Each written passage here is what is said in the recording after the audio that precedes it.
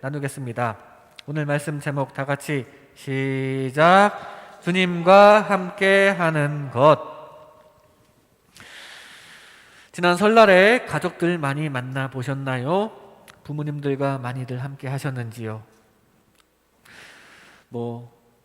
방역 때문에 많이 못 만나신 분들도 많이 있을 겁니다. 특히 어린이와 학생들 이번에 세배 많이 하셨나요? 온라인으로 세배를 하셨나요? 코로나가 발목을 잡히기 전에는 좋았는데 이 코로나 때문에 타격이 컸겠습니다. 세뱃돈 대목인데 이렇게 3년째 허망하게 지나가니 너무나도 안타깝습니다. 오늘 진급하는 학생들도 있는데 진급할 때 특별히 또 진급한다고 선물 같은 거 많이 받는 경우도 있을 것입니다. 제가 고3에서 20살로 넘어가던 설날이었는데 저는 여느 해와 다름없었습니다. 20살이 된다고 별 특별한 건 없었어요. 그런데 제 친구 중에 하나는 그 설날에 그 해 100만 원이 넘는 세뱃돈을 받았다고 합니다.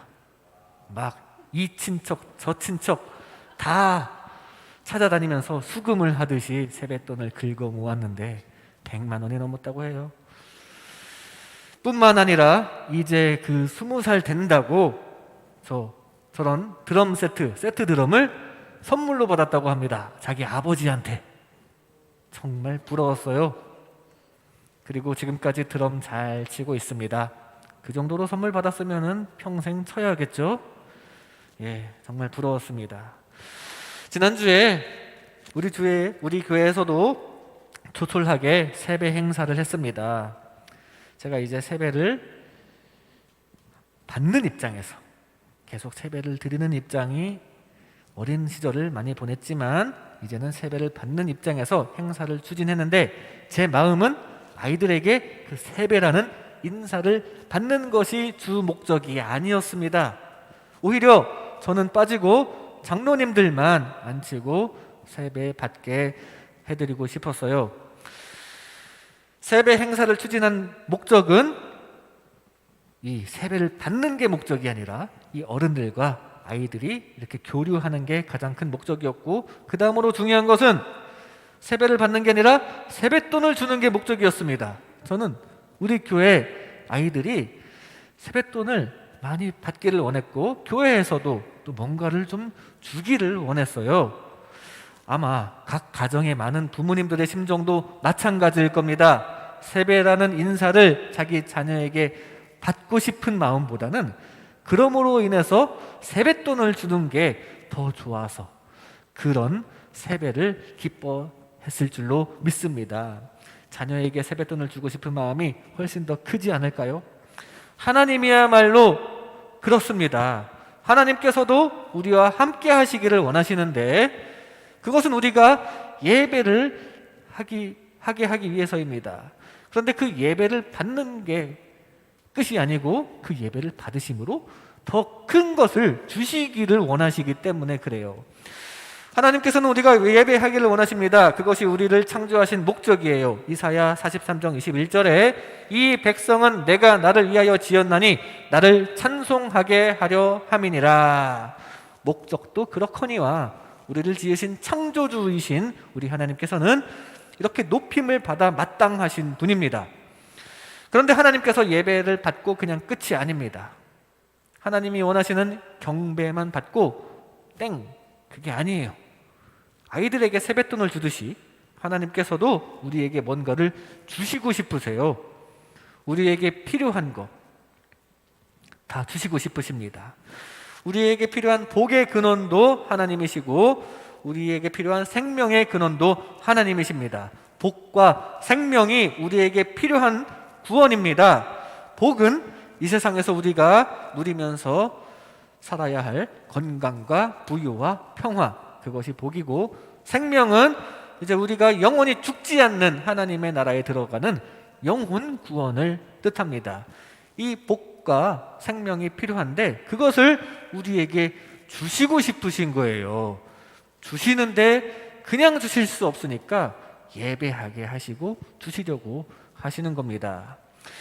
그래서 하나님께서는 이 이스라엘 백성들의 예배를 회복시키고 싶으셨습니다. 그래서 하나님께서는 모세를 부르십니다.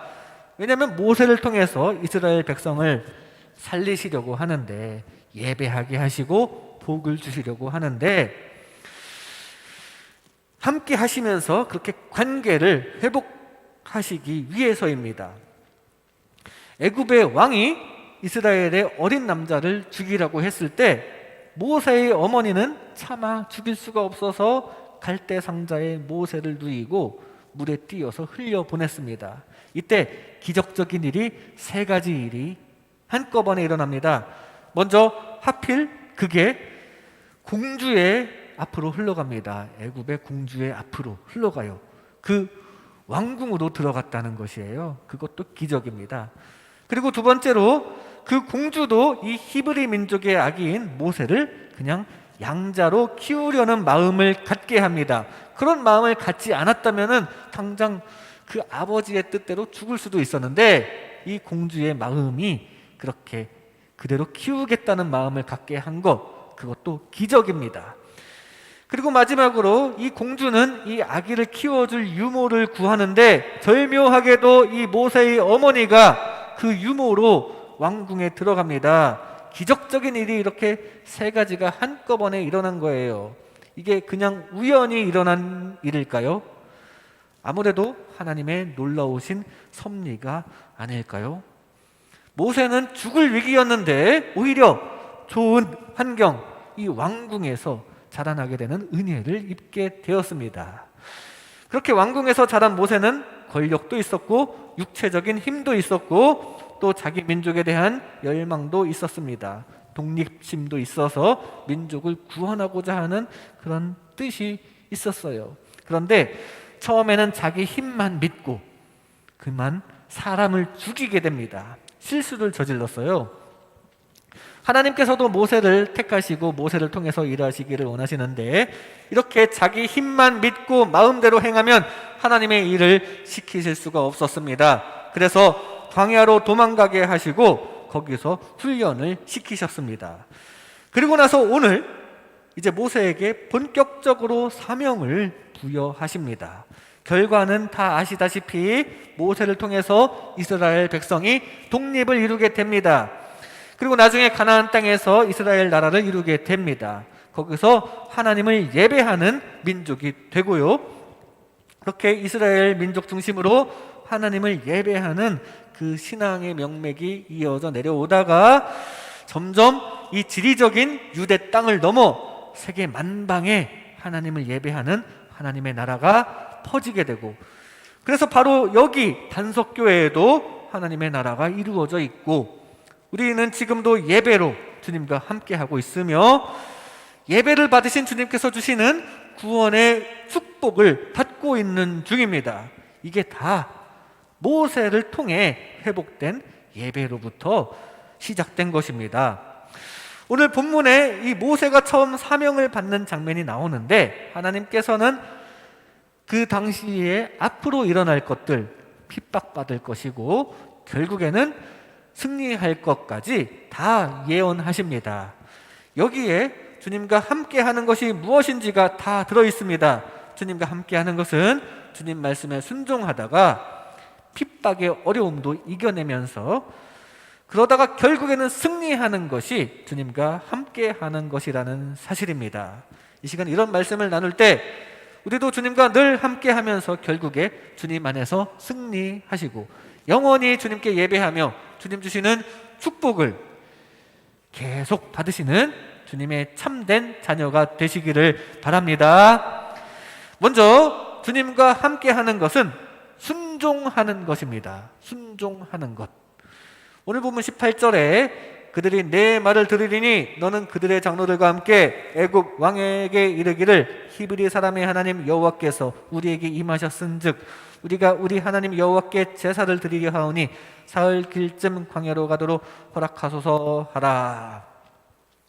15절부터 하나님께서는 모세에게 할 말을 지시하십니다. 이제 애굽에서 벗어나 가나안 땅으로 갑시다.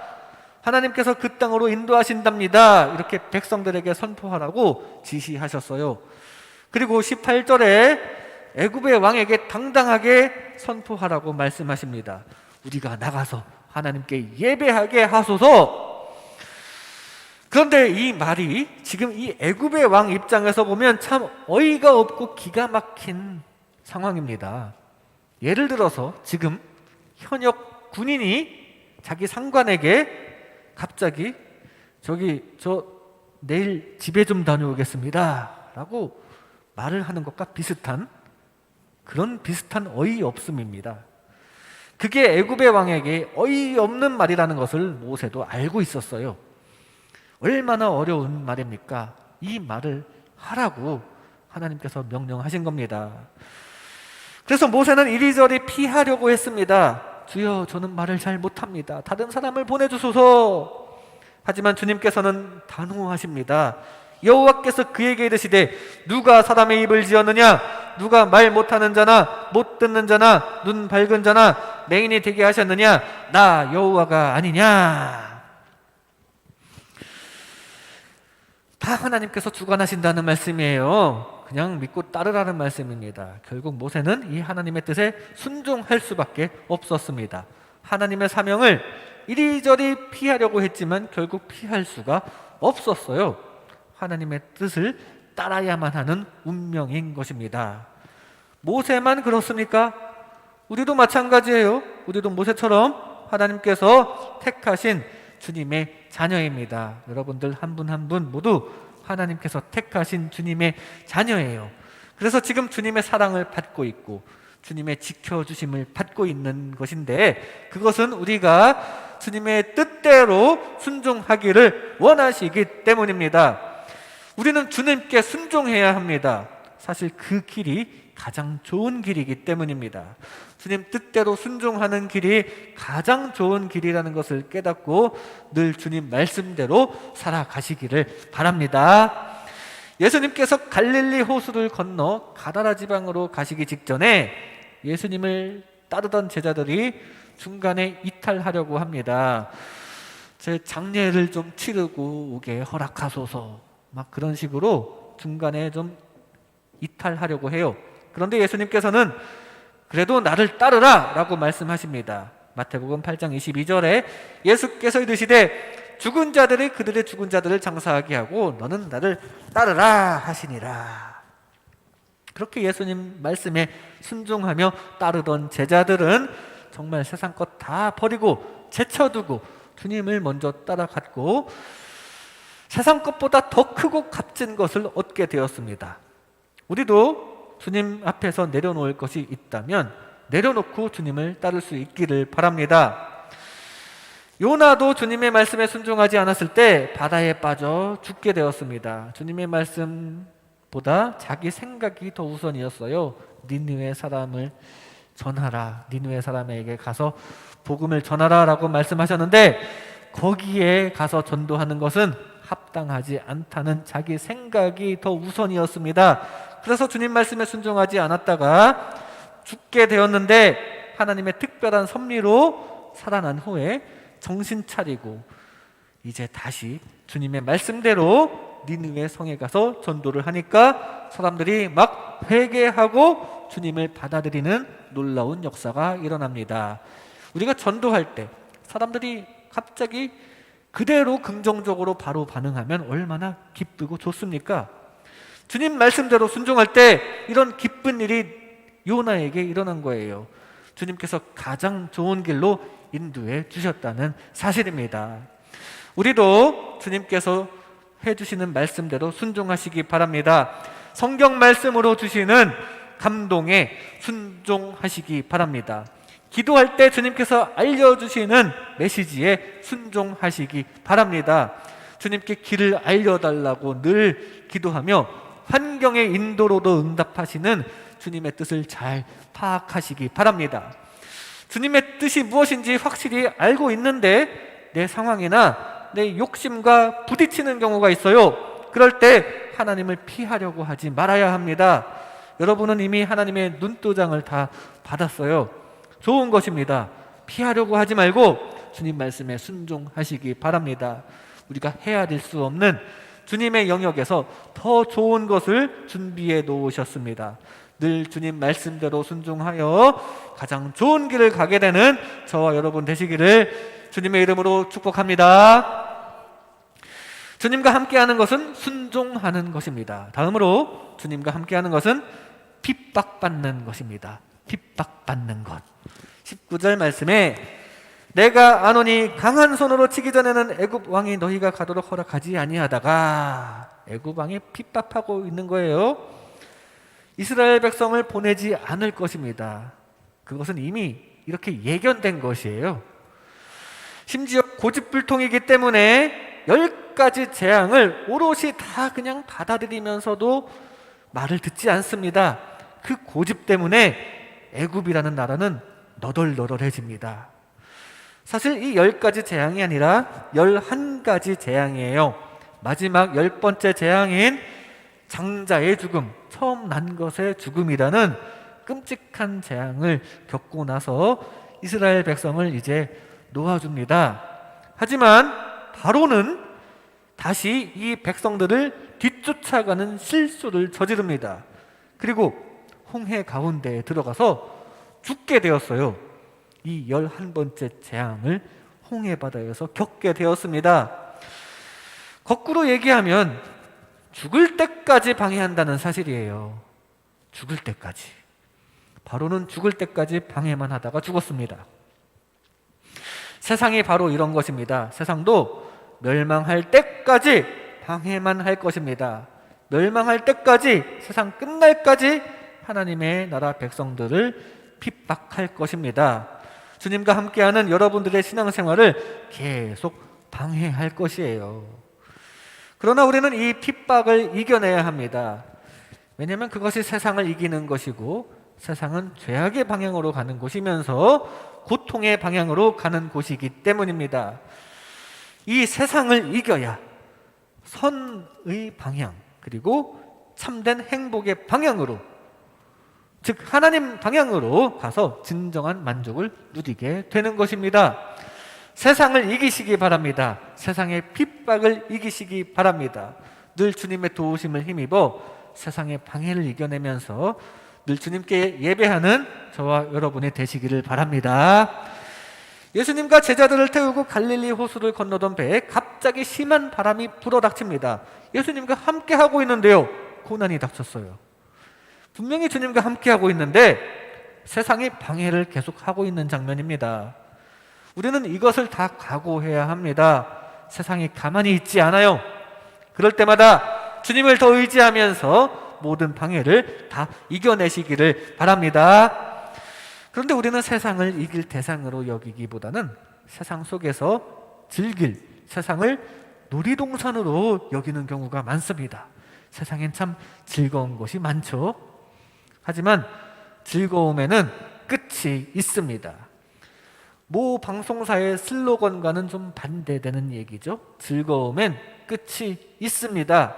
잠언 14장 13절에 웃을 때에도 마음에 슬픔이 있고 즐거움의 끝에도 근심이 있느니라. 즐거움은 잠깐이라는 사실입니다. 그것을 추구하는 과정이 힘들고 시간이 좀 필요하지만 쾌락을 얻으면 딱 그때 잠시뿐이고 곧 허탈감과 불만족에 빠지게 됩니다. 그래서 세상 안에서는 곧 다른 데에서 즐거움을 찾으려고 합니다. 세상은 다양하기 때문에 다른 데에서 계속 눈을 돌려서 다양한 즐거움을 만끽할 수가 있어요.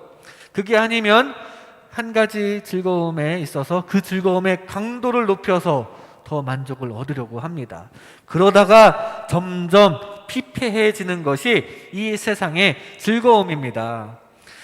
이것이 현대적인 핍박이에요. 우리가 물리적인 핍박을 받지는 않습니다. 옛날처럼 복음을 전하지 말라고 물리적으로 막 잡아가고 몰래 예배라도 드리면 막 죽이는 식으로 그런 핍박을 지금 받고 있지는 않지만 더 자유로운 만큼 이런 현대적인 핍박, 세상 즐거움을 통한 핍박이 있습니다. 그것이 우리의 예배와 신앙생활을 방해하는 것, 그것이 핍박입니다.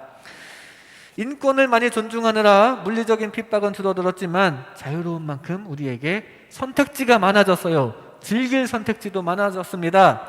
산업의 자동화로 시간이 많아졌지만 왠지 모르게 우리는 더 바쁜 것 같죠? 더 여유로워야 되는데 더 바쁜 하루하루를 살아갑니다. 교회도 많아졌고 기독교 방송이나 인터넷 등에서 수많은 우리는 좋은 설교 말씀도 들을 수 있지만 그것보다 훨씬 더 많은 미디어가 더 넘쳐나 있습니다. 이런 것들이 은근히 우리의 신앙생활을 방해하는데 이게 현대적인 핍박이에요. 이걸 이겨내야 합니다. 마음만 있으면 우리는 현대적인 핍박은 쉽게 이겨낼 수 있어요. 마음이 중요합니다. 하나님께로 마음을 향하는 것입니다. 죄악된 방향으로 가는 것, 즐거움이 있지만 그 끝에 허무함이 있는 것, 고통의 방향으로 가는 것, 그런 이 세상 방향에 몰두하지 말고 이 세상을 이겨내며 주님을 향한 마음을 품으시기 바랍니다. 그리하여 주님 주시는 진정한 축복이 가득하게 되시기를 주님의 이름으로 축복합니다. 주님과 함께 하는 것은 핍박받는 것입니다. 마지막으로 주님과 함께 하는 것은 승리하는 것입니다. 승리하는 것. 20절 말씀에 내가 내 손을 들어 애굽 중에 여러 가지 이적으로 그 나라를 친 후에야 그가 너희를 보내리라. 결국은 하나님께서 섭리하셔서 바로가 이스라엘을 놓아주게 만드실 것을 예언하십니다. 결국 어떻게 될지 결과를 다 알려주셨어요. 결국에 승리할 것을 다 알려주셨습니다. 승리한다는 사실. 우리도 결과를 알고 있지 않습니까? 이 세상의 결과는 하나님의 승리라는 것을 주님께서 우리에게 알려주셨어요. 그러면 믿고 주님만 의지해야 합니다. 결국은 주님께서 승리할 것입니다. 왜냐하면 우리 하나님께서야말로 절대자이시기 때문입니다. 우리를 다 지으신 창조자이시기 때문에 결국은 주님께서 승리하시게 되어 있어요. 주님은 세상을 창조하신 분이고 또 주님은 우리의 편이십니다. 그러므로 우리도 승리하실 하나님 편에 있어야 합니다. 늘 주님 편에서 결국 승리하는 저와 여러분 되시기를 바랍니다. 영혼 구원으로 승리하시기 바랍니다. 이 땅에서의 문제 해결로 승리하시기 바랍니다. 주님과 동행하는 승리 가운데 있는 참된 자녀가 되시기를 주님의 이름으로 축복합니다. 하나님께서는 이스라엘에게 승리를 주셨습니다. 홍해에서 승리를 주셨고요. 이후에 계속 광야 생활에서의 승리를 주십니다. 불기둥으로 어두움을 이겨내게 해주시고 구름 기둥으로 뜨거운 햇볕을 막아주시고 자연에 대해서 승리하게 해주셨어요. 매일 만나를 내려주셔서 굶주리지 않게 보호해 주십니다. 그리고 결국에는 가나안 땅에서 원주민들 상대로 승리를 주십니다. 이게 다 정해진 수순인데 백성들은 그것을 믿고 순수하게 따르기만 하면 되었는데 중간에 자꾸 다른 생각을 품으니까 이게 일이 어려워지는 거예요. 금방 갈 수 있는 길을 40년 걸려서 갔습니다. 우리도 결국엔 승리로 인도하여 주시는 주님을 잘 믿고 따르시기를 바랍니다. 그것이 일이 잘 되게 하는 방법일 것입니다. 예수님께서도 결국에 승리하셨습니다. 거친 바람과 물결에 대고 선포하십니다. 마태복음 8장 26절에 예수께서 이르시되 어찌하여 무서워하느냐 믿음이 적은 자들아 하시고 곧 일어나사 바람과 바다를 꾸짖으시니 아주 잔잔하게 되거늘. 승리하신 거예요. 거친 파도를 잔잔하게 만드신 승리를 하셨습니다. 어떤 원양어선 항해사가 집채만한 파도가 일렁이는 바다를 보고 이런 말을 하였습니다. 인간은 자연 앞에 아무것도 아닌 존재구나. 그런데 그런 자연도 주님 앞에서 아무것도 아닌 존재라는 사실입니다. 지금 예수님 앞에 그냥 순종하고 있어요. 우리 주님께서 다 승리하시는 줄로 믿습니다. 초대교회 사도들이 핍박을 아주 많이 받았습니다. 하지만 그 상황도 결국 승리로 연결되었어요. 특히 바울이 회심하기 전인 사울에게 많은 핍박을 받았는데 그 핍박을 피하느라고 이방 다른 나라로 뿔뿔이 흩어져서 전도를 하게 됩니다. 그것이 오히려 복음이 세계 만방에 확산되는 효과가 된 것입니다. 물풍선을 발로 밟았더니 사방으로 퍼진 것과 같은 효과입니다. 주님의 섭리예요, 이것이. 이런 핍박 가운데에도 복음의 승리를 가져오신 것입니다. 그러므로 우리는 어떻게든 승리를 이루시는 하나님께 늘 붙어 있어야 합니다. 하나님을 섬기는데 뭔가 좀 잘 안 풀립니까? 내 생각대로 잘 안 돼요? 그렇다고 하나님께서 안 계신 게 아니라는 거죠. 우리가 헤아리기 어려운 차원에서 하나님께서는 승리를 향해 계속 일하시고 계십니다. 그런 하나님을 믿고 끝까지 따르시기를 바랍니다. 내 생각대로 안 된다고 의심하지 말고 중간에 다른 거 우상 숭배하다가 40년 걸리게 그렇게 길게 돌아가지 말고 하나님을 믿고 끝까지 따르면서 결국에 주님 안에서 승리하여 영원한 구원의 은혜와 함께 이 땅에서의 축복도 겸하여 받는 주님의 자녀가 되시기를 주님의 이름으로 축복합니다.